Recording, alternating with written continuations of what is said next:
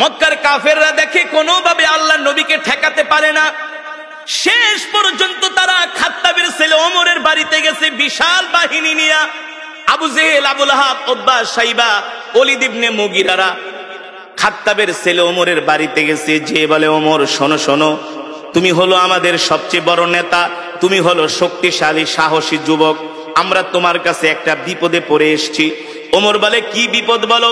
বলে, এই মুহাম্মদ আমাদের বিরুদ্ধে অপপ্রচার করে, এই মুহাম্মদ বানায়া বানায়া কবিতা বলে সেটাকে কোরআন বলে চালায় দেয়। ওমর বলো, আমরা তো মুহাম্মদের এই কর্মকাণ্ড মেনে নিতে পারি না। বলেন নাউজুবিল্লাহ। ওমর ছিলেন বুদ্ধিমান, জ্ঞানী। ওমর ছিলেন, এ কারণে একটা প্রবাদ বাক্য আছে, মূর্খ বন্ধুর চেয়ে জ্ঞানী শিক্ষিত শত্রুও ভালো। আবু জেহেল আগে ছিল শিক্ষিত, এখন হয়ে গেছে মূর্খ। কারণ ছিলেন আবাল হেকাম, হেকমতের অধিকারী, জ্ঞানের বাবা, এখন হয়ে গেছেন মূর্খের বাবা আবু জেহেল। এই মূর্খ শয়তান আয়েশা বলে, ওমর শোনো, মুহাম্মদ খুব ডিস্টার্ব করতেছি, মুহাম্মদকে তোমাকে ছাড়া কেউ দমাতে পারবে না, তোমাকে ছাড়া কেউ দমাতে পারবে না। ওমর বলে, বলো কি করা যায়? বলে, মুহাম্মদকে সাইজ করো। নাউজুবিল্লাহ বলবেন না? আরে আল্লাহ নবীকে সাইজ করবে পৃথিবীতে এমন কারো ক্ষমতা আছে নাকি? শক্তি আছে নাকি? এই কোরআন তো কারো বানানো কোরআন না, এই কোরআন তো আল্লাহর জবানের কালাম। যে কোরআনের বিরুদ্ধে কথা বলে সে আল্লাহর বিরুদ্ধে কথা বলে। আর আল্লাহর জমিনে আল্লাহর নেয়ামত খায়া যে আল্লাহর কোরআনের বিরুদ্ধে কথা বলে, তার অপমান ছাড়া, লাঞ্ছনা ছাড়া কোনো উপায় নাই। আছে? এবার ওমর বলে, বলো আমি কি করতে পারি? আবু জেহেল বলে, ডাইরেক্ট অ্যাকশন, মুহাম্মদরে শেষ করে দাও। আরো জোরে বলেন নাউজুবিল্লাহ। মুহাম্মদরে মক্কা থেকে বের করে দাও। ওমর বলে, ঠিক আছে, নেতা দায়িত্ব দিছেন, আমি চিন্তা ভাবনা করি কি করা যায়। হেদায়েতের মালিক কি? হেদায়েতের মালিক আল্লাহ, হেদায়েতের মালিক আল্লাহ। হযরত ওমর বলে, ঠিক আছে, আমি চিন্তা করে দেখি মুহাম্মদকে কি করা যায়। হযরত ওমরের মন খারাপ, চিন্তা করতেছে কি করা যায়। আবু জেহেলের কথা শুনবে, আবু জেহেলের কথা শুনে কি আল্লাহ নবীকে অপমান করবে না কি করবে? হযরত ওমর চিন্তায় পড়ে গেলেন। তিনি মনে মনে সিদ্ধান্ত নিলেন, মূর্খ আবু জেহেলের কথা শুনে আল্লাহ নবীর সাথে বেয়াদবি করা ঠিক হবে না। তিনি শিক্ষিত মানুষ, মনে মনে ভাবতেছে, একটা কাজ করি, আগে যাই আমি নিজের চোখে মোহাম্মদকে একটু অবজারভেশন করি, আমি নিজে যে একটু মোহাম্মদকে দেখি, গতিবিধি লক্ষ্য করি, তার সাথে কথা বলি। কারণ একটা মানুষকে শুধু শুধু না যাই না শুই না, তার গায়ে হাত দেওয়া, তাকে অপমান করা, এটা মূর্খতা ছাড়া আর কিছুই না। ঠিক কিনা বলে? দেখবেন মূর্খ মানুষ যদি শোনে চিলে কান নিয়ে গেছে, কানের দিকে না তাকায় চিলের পিছনে দৌড়ায়। এমন কিছু স্বভাবের মানুষ সমাজে আছে কি আছে না? ঠিক মক্কার কিছু মূর্খ মানুষরা এই স্বভাবের ছিল। ওমর ছিলেন বুদ্ধিমান, বলে, না না না, আবু জেহেলের কথায় কান দেওয়া যাবে না, আগে আমি মুহাম্মদকে যে নিজের চোখে দেখি, তার সাথে কথা বলি, তারপরে দেখি কি করা যায়। আল্লাহ নবী বাইতুল্লাহ নামাজ পড়তেছেন।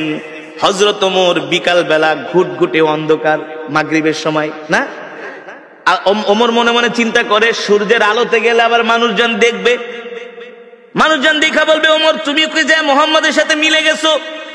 এই কারণে ওমর বলে, আমি মাগরিবের সময় বের হলাম, ঘুটঘুটে অন্ধকার, ঘুটঘুটে অন্ধকার। হযরত ওমর মাগরিবের সময় অন্ধকারে বের হলেন। আস্তে আস্তে করে হাঁটতে হাঁটতে তিনি বাইতুল্লাহর চত্বরে গেলেন, যেটা কাবা শরীফ। কোনটা? যেটা কাবা শরীফ, সেখানে গেলেন। হযরত ওমর বলে, আমি যে কাবার দেয়ালের পাশে লুকায় আছি, পালিয়ে আছি, যাতে মুহাম্মদ আমাকে না দেখে। আমি দেখি সুন্দর সুদর্শন একজন পুরুষ, সুন্দর সুদর্শন, অপরূপ সৌন্দর্যের অধিকারী। সুবহানাল্লাহ। হযরত ওমর বলে, আমি প্রথম মুহাম্মদকে দেখলাম, আমি তার সামনের সাইড দেখি নাই, শুধু পিছনের সাইড দেখছি। তার হাতগুলো এত সুন্দর, তার আঙ্গুলগুলো এত সুন্দর, পিছন থেকে তার কানগুলো এত সুন্দর। আমার নবীর চুলগুলো ছিল কোকড়া কোকড়া, অত কোকড়া না, অত লম্বাও না। সুবহানাল্লাহ। হযরত ওমর বলে মুহাম্মাদের চুলগুলো আমি আল্লাহর নবীর চুলগুলো আমি পিছন থেকে দেখলাম, দেখি তিনি নামাজে দাঁড়ায় আছেন, তার চুল বেয়ে বেয়ে ঘাম পড়তেছে, আমার কাছে মনে হলো এক একটা মুক্তার দানা ঝরতেছে। হযরত ওমর বলে আমি মুহাম্মাদের পিছনে দাঁড়ায় তাকে দেখতেছি, দূর থেকে দেখতে তার এত সুন্দর আকর্ষণীয় বডি ফিগার, সুবহানাল্লাহ। আমার নবী কেমন সুন্দর ছিলেন, কেমন সুন্দর ছিলেন, এমন সুন্দর এমন সুন্দর পৃথিবীতে আল্লাহ তাআলা এত সুন্দর করে পৃথিবীতে কাউকে বানায় নাই, আর বানাবেও না। হযরত ওমর বলে আমি এবার মুহাম্মাদের পিছন দিকে দেখতেছি, মনে আছে নাকি? ওই যে হযরত ওমর বলে আমি বাইতুল্লাহ গেলাম মুহাম্মদকে অবজারভেশন করার জন্য, পরীক্ষা করার জন্য। আবু জেহেলদের কথা শুনে খামাকা মুহাম্মদের সাথে খারাপ ব্যবহার করব না, আগে নিজের চোখে যায় আমি মুহাম্মদকে দেখি আসলে সে ব্যক্তিটা কেমন। এবার হযরত ওমর বলে আমি পিছনে দাঁড়ায় দাঁড়ায় মুহাম্মাদের পিছনের সৌন্দর্য দেখায় আমি পাগল হয়ে গেছি। আল্লাহু আকবার। আরে এত সুন্দর মানুষটা মিথ্যা কথা কিভাবে বলে? এটা তো হইতে পারে না। মক্কার কাফেরা বইলা গেছে এ ওমর, মুহাম্মদ হলো একটা মিথ্যাবাদী, মুহাম্মদ হলো একটা পাগল। বলেন নাউজুবিল্লাহ। মুহাম্মদ হলো একটা জাদুকর। হযরত ওমর বলে আমি পিছনের দিকে তাকায় তাকায় দেখতেছি মুহাম্মদের সৌন্দর্য এত সুন্দর, আর তার চেয়ে বড় সুন্দর হলো মুহাম্মদ এত চমৎকার কইরা কইরা কোরআন পড়ে, কোরআন পড়ে। আল্লাহু আকবার। জোরে বলুন আল্লাহু আকবার। আল্লাহর নবী কোরআন পড়তেছেন, হযরত ওমর পিছনে দাঁড়ায় দাঁড়ায় শুনতেছে, আর মনে মনে ভাবে মক্কার কাফেররা তো আমাকে ঠিকই বলছে, মনে হয় এই লোকটা বানায় বানায় কবিতা বলে, নালে এত সুন্দর ছন্দে ছন্দে কিভাবে সে মিলায় মিলায় বলে। আল্লাহু আকবার। আল্লাহর নবী কোরআন পড়তেছেন, আর ওমর চিন্তা করতেছেন আরে মুহাম্মদ মনে হয় বানায় বানায় কবিতা বলে। আল্লাহর নবী বলে ওমা হুয়া বিকাউলি শাইর কলিলাম মা তুমিনুন। আল্লাহু আকবার। আল্লাহর নবী বলে এ তুমি আমাকে কবি বলতেছো, আমি কবি না, আমি হলাম নবী। যদি তুমি স্বীকার করো ইমানদার হও। আল্লাহু আকবার। ওমর কয় কিরে এই লোকটারে যে আমি কবি বলছি এটা সে জানে কিভাবে? ওমর তো বলতেছে মনে মনে, বুঝেন নাই? কিন্তু আল্লাহ নবী বলতেছে ওমা হুয়া বিকাউলি শাইর, আমি কবি না। ওমা হুয়া বিকাউলি শাইরিন কলিলাম মা তুমিনুন।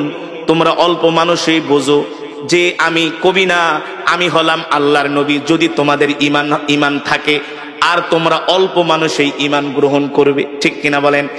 হযরত ওমর বলে কিভাবে বললো, কিভাবে সে বুঝলো আমি যে তার নামে বলতেছি সে কবি?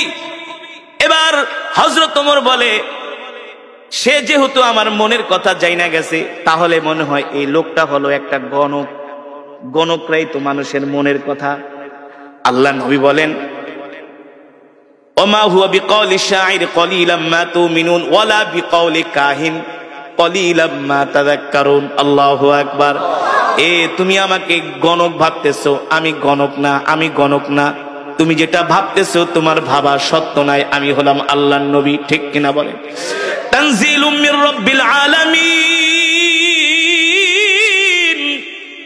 আমি গণক না, আমি গণক না, আমি যেটা পড়তেছি সেটা হলো আমার রবের পক্ষ থেকে কোরআন। আল্লাহু আকবার।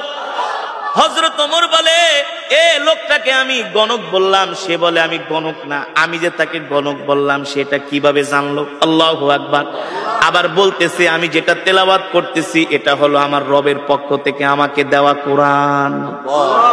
হযরত ওমর অবাক হয়ে গেল যে আমার মনের কথা এই লোক কিভাবে জানে। এখন রহস্য লাগছে কি লাগছে না? হযরত ওমর বলে এই রহস্যর উদ্ঘাটন আমাকে করতেই হবে, আর যদি রহস্যর উদ্ঘাটন করতে হয় তাহলে তো আল্লাহর নবীর সাথে কথা বলতে হবে। কথা না বলে তো আর রহস্যর উদ্ঘাটন করা যাবে না। হযরত ওমর দাঁড়ায় আছে। আল্লাহর নবী যখন নামাজ শেষ করলেন, আল্লাহর নবী তার হুজরার দিকে যাবেন। হযরত ওমর যায় তার পথ রোধ করলেন, বললেন ইয়া মুহাম্মদ কিফ, ও মুহাম্মদ দাঁড়ান, আপনার সাথে আমার কিছু কথা আছে। আল্লাহর নবী বলে ইমশি মাই, চলেন আমার সাথে, আমার বাড়িতে যেয়ে কথা বলবো। আল্লাহর নবী হযরত ওমরকে নিয়ে বাড়িতে চলে গেলেন। সুবহানাল্লাহ বলে। আল্লাহর নবী হযরত ওমরকে নিয়ে বাড়িতে চলে গেলেন। আল্লাহর নবীর সাথে হযরত ওমর যখন বাড়িতে গেলেন, হযরত ওমর বারবার আল্লাহর নবীর চেহারার দিকে তাকায়, সুবহানাল্লাহ। আর সে নিজে নিজে মাপতেছি, ভাবতেছি, চিন্তা করতেছি, আল্লাহর নবীকে বোঝার চেষ্টা করতেছে। মক্কার সব কাফেরেরা যার বিরুদ্ধে, আমি আজকে তার সামনে। হ্যাঁ, মক্কার কাফেরেরা যার বিরুদ্ধে এত মিথ্যা প্রোপাগান্ডা ছড়িয়েছে, আমি তার সামনে। কিন্তু তার চেহারা দেখলে মনে হয় সে হলো পৃথিবীর সবচেয়ে ভালো মানুষ। তার সাথে কথা বললে মনে হয় তার মতো এত সুন্দর আখলাকওয়ালা, ব্যবহারওয়ালা মানুষ মক্কার জমিনে একজনও নাই। জোরে বলেন আল্লাহু আকবার। আরে জোরে বলুন আল্লাহু আকবার। হযরত ওমর বলে, সেই দিনই আমি আল্লাহর নবীর জবানে কোরআন শুনে আমি ইসলামের প্রতি আমি দুর্বল হতে লাগলাম। দুর্বল হতে